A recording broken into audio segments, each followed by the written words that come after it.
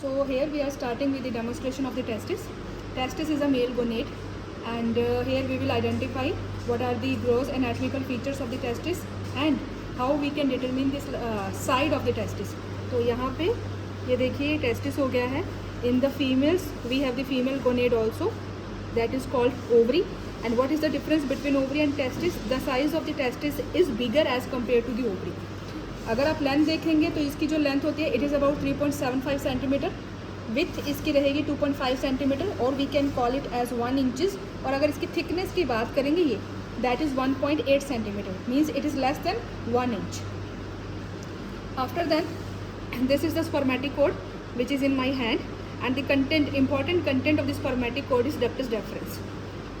Then this is the upper pole of the testis, lower pole of the testis, and this is the anterior border and this is the posterior border. How I demarcated which is the anterior, which is the posterior? The anterior border is free, and along the alongside the posterior border we can see the epididymis.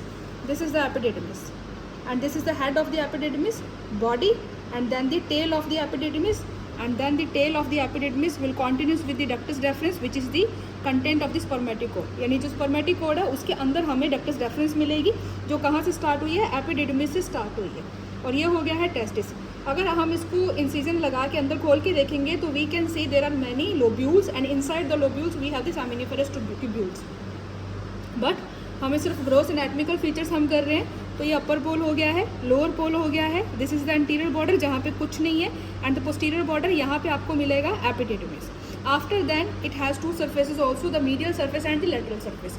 How to identify that? उससे पहले आप देखिए epididymis और testis के बीच में ये जो space दिखाई दे रहा है this is called sinus of the epididymis. It is created by the tunica vaginalis which is the covering of the testis. Tunica vaginalis जो होता है वो इस स्पेस को क्रिएट करता है, इसको बोलते हैं साइनस ऑफ एपिडिडमिस. तो हमने करना क्या है, हम टेस्टिस को होल्ड करेंगे and the sinus of the epididymis should be directed to the lateral side और पोस्टीरो लेटरल साइड.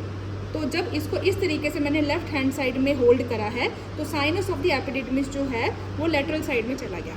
अगर मैं इसको ऐसे होल्ड कर रही हूँ तो ये मीडियल साइड में आ गए, तो यानी कि राइट साइड का टेस्टिस नहीं है, this testis is of left side.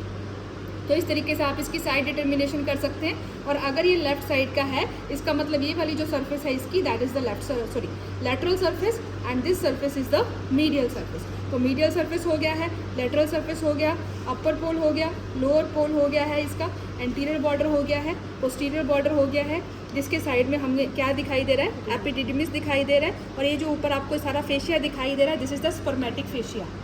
Basically we have 3 type of the fascia which covers the testis: external spermatic, cremasteric and internal spermatic fascia. ठीक है.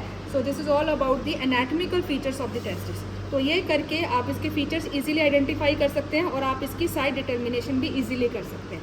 तो जिस साइड पे आपका साइनस ऑफ एपिडिडमिस जाएगा उसी साइड की ही टेस्टिस जो है वो रहेगा. Thank you.